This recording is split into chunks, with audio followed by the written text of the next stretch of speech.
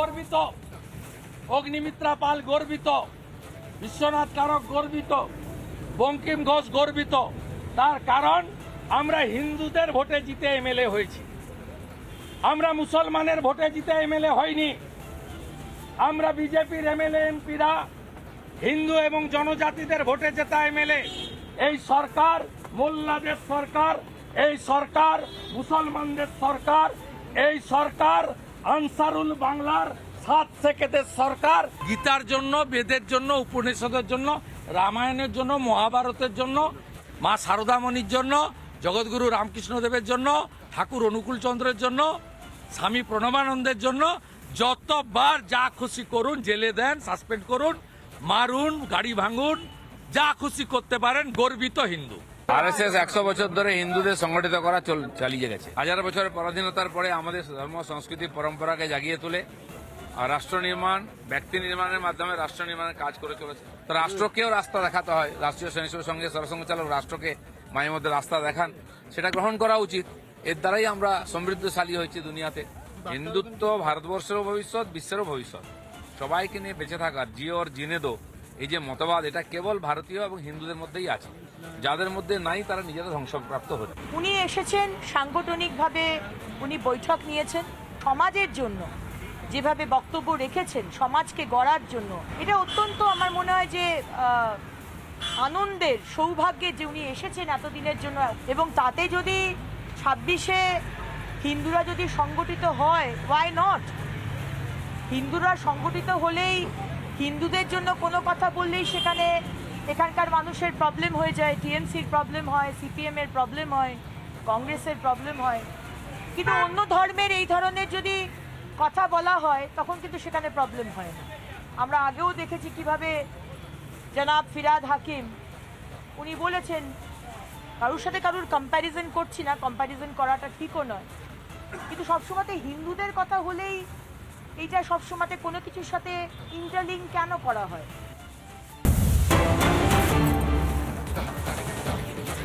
বাংলায় সংঘের ভোট প্রস্তুতি শুরু। নির্বাচনের আগে বাংলায় জনসংযোগ সংঘের। বাংলায় বাড়ি বাড়ি গিয়ে ভোটের ভয় কাটাবে, ভোটারদের ভয় কাটাবে আরএসএস। 26-এর নির্বাচনের কথা মাথায় রেখেই কর্মসূচি। খবর আরএসএস সূত্রে। বাড়ি বাড়ি গিয়ে বাংলায় ভোটের ভয় কাটাবে আরএসএস। এই নিয়ে আরো বিস্তারিত জানাবেন প্রতিনিধি শেখর রয়েছেন আমাদের সঙ্গে। শেখর, কি জানা যাচ্ছে আরএসএস সূত্রে? একদমই বিশাখা, যেরকমটা তুমি বললে যে সংঘের কিন্তু এই কর্মসূচি আমরা দেখে এসেছি এর আগের নির্বাচনগুলোতেও, যে সংঘ ভোট নিয়ে মানুষকে একটা সচেতন করার চেষ্টা করে। এবং বাংলাতে বিভিন্ন ভোটের আগে যে রাজনৈতিক হিংসা হয় এবং সে কারণে প্রচুর মানুষ হয়তো ভোট দিতে বেরোন না, এক্ষেত্রে দেশের ক্ষতি হয়, এই ভাবনা চিন্তা থেকেই কিন্তু সংঘ এবারে বাড়ি বাড়ি গিয়ে প্রত্যেক মানুষকে, গ্রামে গ্রামে, বাড়িতে বাড়িতে, মন্ডলে মন্ডলে গিয়ে মানুষকে বোঝাবে যাতে মানুষ ভোট দিতে আসেন এবং ভোটের নির্বাচনের সংক্রান্ত যে হিংসা, সেই হিংসায় যাতে ভয় না পান এবং সেটাকে এড়িয়ে বা সেটাকে প্রতিরোধ করেই যাতে ভোট দেন এবং দেশহিতে ভোট দেন। কোনো ব্যক্তি বিশেষ বা দলকে ভোট দেওয়ার অনুরোধ নয়, দেশের হিতে, দেশের যেটা সুবিধা হবে, রাজ্যের যেটা সুবিধা হবে, সেই রকম ব্যক্তি, সেই রকম দলকে চয়ন করে ভোট দেওয়ার অনুরোধ নিয়েই বাড়ি বাড়ি পৌঁছে যাবে সংঘ। এবং সেই কাজটা কিন্তু সংঘের তরফ থেকে শুরু করে দেওয়া হয়েছে। জনসম্পর্ক বলা হচ্ছে এই কাজকে। বিশাখা, ধন্যবাদ শেখর।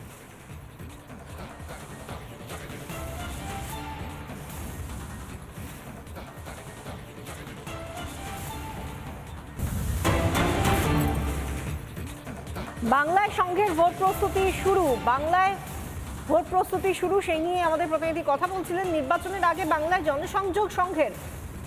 বাংলায় বাড়ি বাড়ি গিয়ে ভোটের ভয় কাটান তো বটেই, সেই সঙ্গে সংঘকে বুঝতে হলে সংঘে যোগদানের বার্তা আরএসএস প্রধান মোহন ভাগবতের।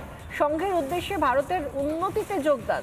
সংঘের কাজে যাদের স্বার্থে ঘা লাগে তারাই সংঘের নামে অপপ্রচার করে। সংঘে যোগ দিতে কোনো ফি লাগে না।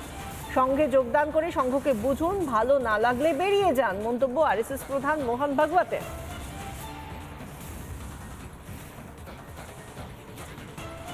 सारे देश में स्वयंसेवक अपनी चमड़ी घिसकर, अपनी दमड़ी खर्चा करते हुए, सरकारी सहायता न लेते हुए, समाज को जोड़ते हुए वहां यशस्वी होने के लिए नहीं कर रहे, उस कार्य के स्वभाव के परिष्कार के द्वारा भारतवर्ष की उन्नति में उनका सार्थक योगदान हो सके।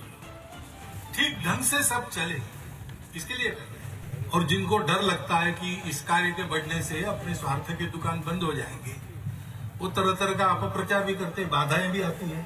अज्ञान के कारण भी लोग गलतफहमी में कुछ कुछ कहते हैं, बोलते हैं। लेकिन मेरी प्रार्थना है कि इस संघ को समझने के लिए आप संघ के अंदर आइए।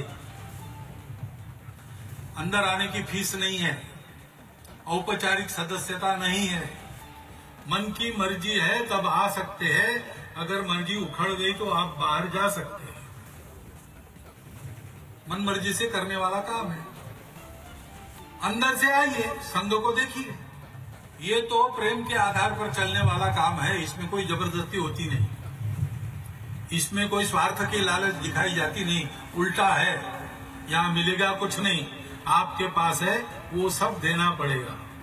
সংঘকে জানতে হলে সংঘের ভেতরে থেকে আগে দেখুন, সংঘকে জানুন, তারপর সংঘের নামে যদি কোনো কিছু খারাপ লাগে নিজে থেকে দেখে বিচার করুন। জবরদস্তি কিছু নেই। যারা অপপ্রচার করে তারা নিজেদের স্বার্থে আঘাত লাগে বলেই অপপ্রচার করে। যখন বলছেন এই কথা মোহন ভাগবত, তা নিয়ে রাজনৈতিক বিশ্লেষক দেবাশিস চৌধুরী কি বলছেন শুনুন। মোহন ভাগবতজির বার্তা একদম পরিষ্কার। পশ্চিমবঙ্গে মোট ভোটার হচ্ছে 7 কোটি 20 লাখ। এর মধ্যে যদি আমরা 30% মুসলিম ভোট ধরি, যেটা পরিসংখ্যান, তাহলে 2 কোটি মুসলিম ভোট সংখ্যালঘু ভোট, আর 5 কোটির উপরে বা 5 কোটির কাছাকাছি, 5 কোটির থেকে একটু উপরে হচ্ছে হিন্দু ভোট। ভারতীয় জনতা পার্টি 2 কোটি 33 লাখ হিন্দুদের ভোট পাচ্ছে। 1 কোটির মতন বা 90 লাখের মতন হিন্দুদের ভোট টিএমসি পাচ্ছে, কারণ টিএমসি মোট 3 কোটি ভোট পেয়েছিল, তার মধ্যে 2 কোটি মুসলমান ভোট থেকে যাচ্ছে। 5 কোটির মধ্যে থেকে 1.5 কোটি হিন্দু ভোটার। এই 1.5 কোটি হিন্দু ভোটারদের সংগঠিত করলে এবং তাদের যদি একত্রিত করা যায়, তাহলে টিএমসি বিজেপির মধ্যে মার্জিন হচ্ছে মাত্র 60 লাখের। এই 1.5 কোটি হিন্দু ভোটারের মধ্যে থেকে 60 লাখ হিন্দু ভোট পেলেই ভারতীয় জনতা পার্টির বৈতরণী পার। সংঘের নামে যাদের গায়ে জ্বালা ধরে সেই সিপিএম-কে ছাড়িয়ে গেল আরএসএস। সামনেই 26-এর নির্বাচন এবং তার আগে সিপিএমের জন্য অন্তত আরও খারাপ খবর, কারণ এমনিতেই তারা শূন্য রাজ্যে, তার মধ্যে সিপিএমকে ছাড়িয়ে গেল আরএসএস। বাংলায় সিপিআইএমকে ছাড়িয়ে গেল আরএসএস। সিপিআইএমের থেকে আরএসএসের জেলা ভিত্তিক শাখা বৃদ্ধি। পশ্চিমবঙ্গে আরএসএসের সক্রিয় কর্মী সংখ্যাও সিপিআইএমের থেকে বেশি। সিপিআইএমকে পিছনে ফেলে দিয়েছে আরএসএস। 2026 নির্বাচনের আগে তাদের বড় লক্ষ্য রয়েছে। কিভাবে রয়েছে? 1925 থেকে 2021 পর্যন্ত তাদের যে 530টা শাখা ছিল, সেখান থেকে 2011 থেকে যদি 25 ধরি, তাহলে আরও অনেক শাখা বেড়ে গিয়েছে, 2500-এর মতো শাখা। এবার 1925 থেকে 2011 দেখলেন 530 শাখা, 2011 থেকে 2025-এর মধ্যে 2500 শাখা। এবার 26 সালের মধ্যে আরও 700টি নতুন শাখা স্থাপনের লক্ষ্য। 2021 সালের তুলনায় কর্মী সংখ্যা ইতিমধ্যেই 40% বৃদ্ধি পেয়েছে। 1925 থেকে 2011 যেখানে ছিল 530টি শাখা, সেখানে 2011 থেকে 2025-এর মধ্যে আরএসএসের শাখা বঙ্গে 2500টি, 2026-এ আরও 700টি এ রাজ্যে নতুন শাখা স্থাপনের লক্ষ্য আরএসএসের। 2021-এর তুলনায় কর্মী সংখ্যা 40% বৃদ্ধি। নানা ধরনের কন্টেন্ট দেখার জন্য লাইক করুন, শেয়ার করুন আমাদের ফেসবুক পেজ, সাবস্ক্রাইব করুন আমাদের ইউটিউব চ্যানেল। পাশাপাশি অন্যান্য ব্রেকিং নিউজের জন্য অবশ্যই চোখ রাখুন রিপাবলিক বাংলায়।